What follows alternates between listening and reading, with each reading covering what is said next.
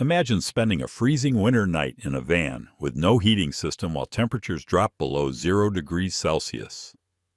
This is the harsh reality for thousands of homeless individuals across Japan who have turned vehicles into their primary shelter.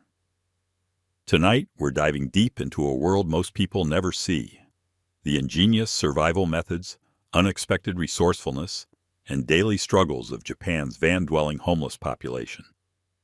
In Japan's major cities, thousands of people call their vehicles home, but you'd never know it walking down the street. The Japanese concept of mowaku, or not causing trouble for others, means these individuals have become masters of discretion. They rotate between different parking spots, maintain impeccable cleanliness, and have developed systems so refined that they can live comfortably in spaces smaller than most people's closets. The winter months present the greatest challenge. Japanese winters aren't just cold, they're dangerously cold, especially in northern regions where temperatures regularly drop to -15 degrees Celsius. Running a vehicle's engine for heat isn't an option when you're trying to remain undetected, and it's also prohibitively expensive when you're surviving on minimal resources. They understand that survival isn't just about staying warm. It's about maintaining health, conserving energy, and remaining invisible to authorities who might force them to move. To understand the reality of van dwelling in Japan, one must understand the unique constraints of the K-van. These yellow plate vehicles are the backbone of Japan's working class, featuring tiny 660cc engines and boxy frames designed to navigate narrow Kyoto alleys and crowded Tokyo backstreets.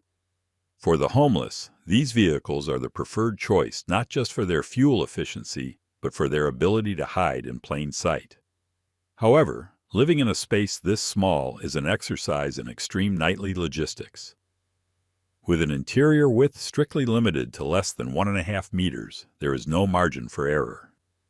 Every evening, a ritualistic transformation takes place as the dweller moves their entire life: portable stoves, water jugs, and storage bins, from the floor to the front seats just to clear enough room to lay down a thin mattress. This metal coffin effect is compounded by the fact that these vans are made of thin, lightweight metal with almost zero natural insulation, causing the interior temperature to equalize with the freezing outside air in less than 30 minutes. This architectural constraint forces a level of organization that is almost military, as every centimeter is a battleground between storage needs and the physical space required to stretch out. By choosing these tiny vehicles, Japan's van-dwelling population trades physical comfort for the tactical advantage of anonymity, knowing that a tiny white van looks like a harmless delivery vehicle, while a larger motorhome would immediately draw the attention of authorities. With the constraints of the K-van established, the battle against the cold begins from the ground up. The foundation of surviving cold nights in a van starts with the floor. Japanese van dwellers know that cold concrete or metal conducts heat away from the body faster than almost any other surface. They create elaborate floor systems using layers of cardboard, foam padding, reflective emergency blankets, and sometimes even newspapers. The layering technique they use is remarkably sophisticated. First comes a vapor barrier, often created from plastic shopping bags or cheap plastic sheeting, which prevents moisture from seeping up from the ground. Next, they add insulation layers, typically cardboard because it's free, readily available, and creates excellent dead air spaces when layered properly. On top of the cardboard, they place foam padding, often salvaged from old furniture or purchased inexpensively from 100-yen stores like Daiso. The foam provides both insulation and comfort, crucial for getting quality sleep during stressful circumstances. Finally, they add a reflective layer, usually emergency blankets or reflective car windshield covers, which bounce body heat back toward the sleeper.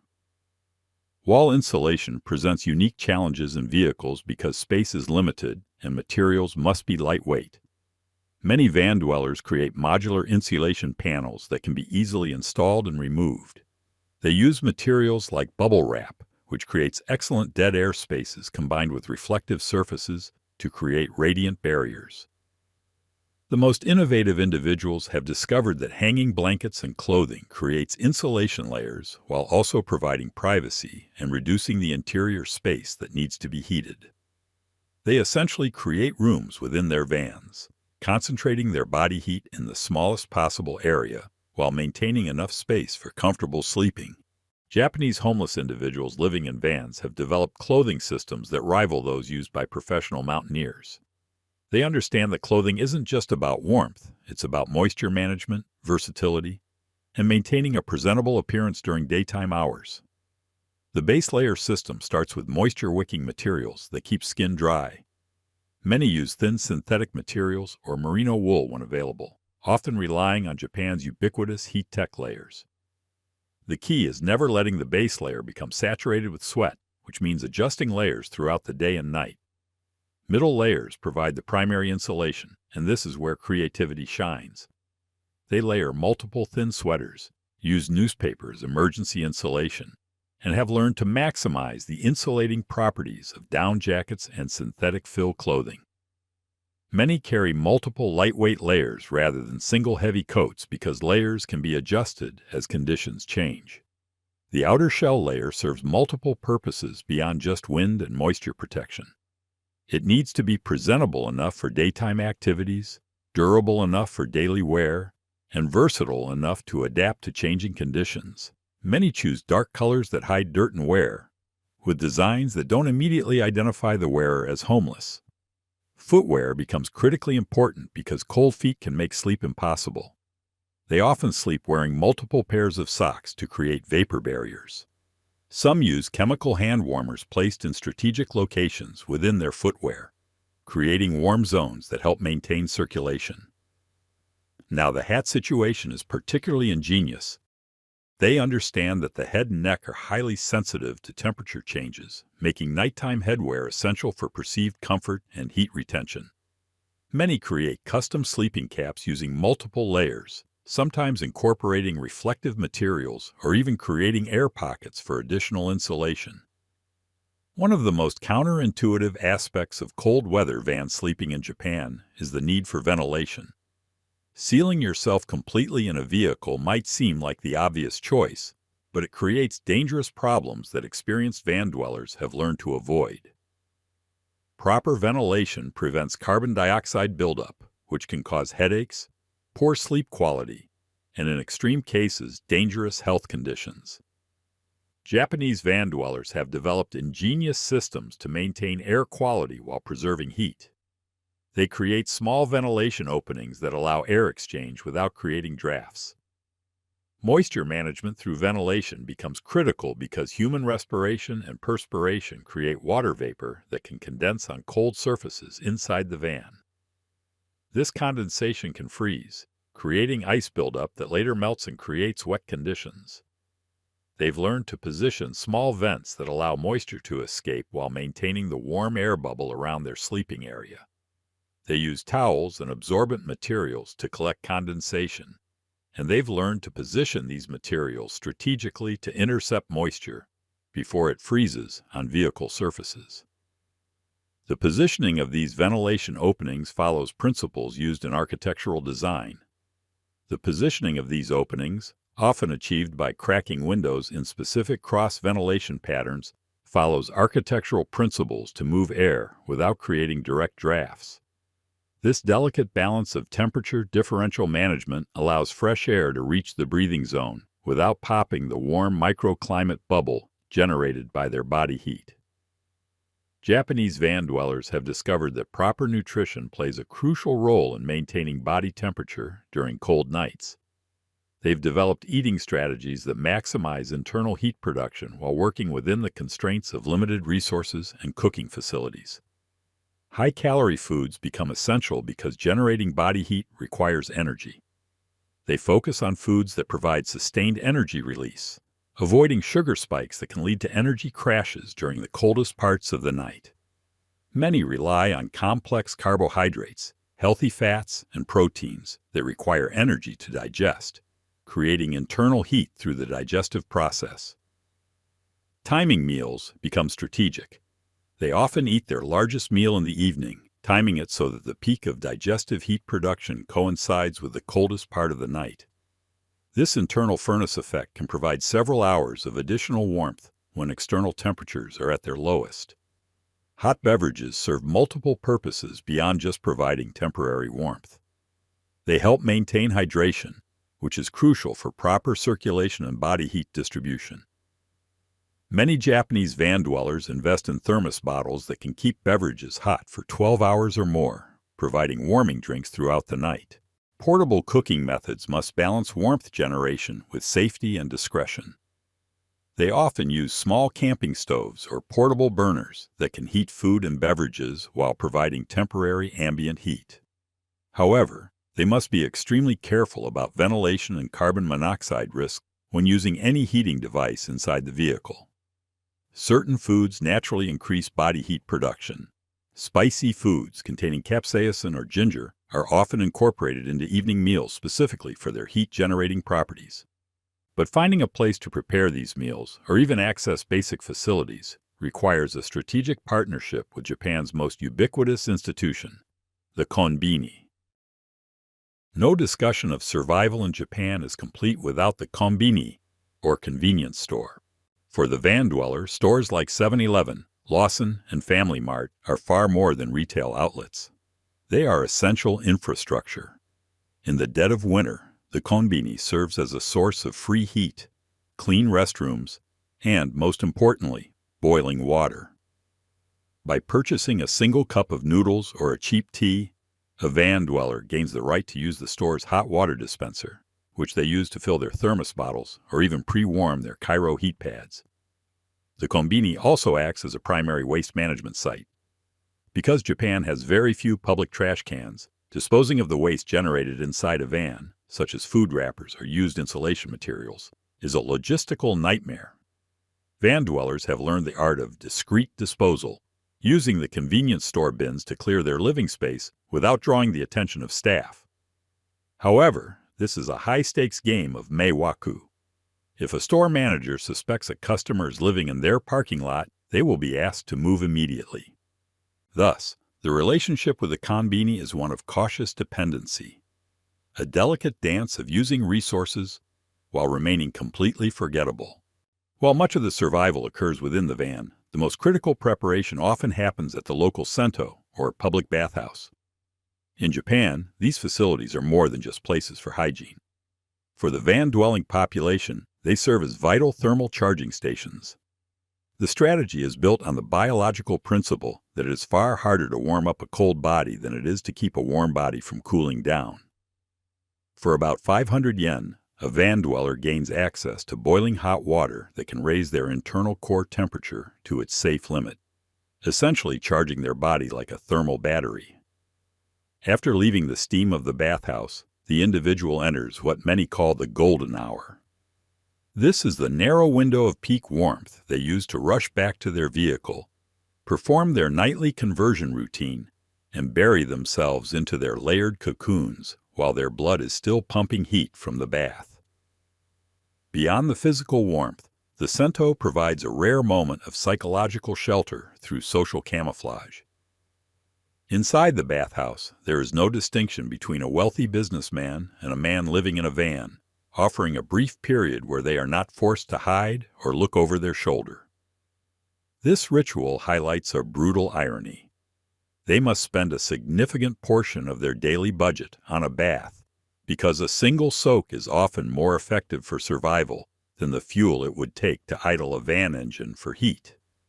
The way you position your body during sleep dramatically affects heat retention and overall comfort.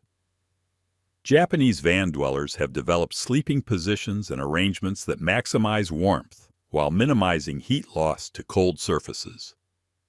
The fetal position naturally conserves heat by reducing the body's surface area exposed to cold air. However, they've refined this basic position to optimize heat retention while maintaining circulation and avoiding pressure points. Many sleep on their sides with knees drawn up, but not so tightly curled that circulation is restricted.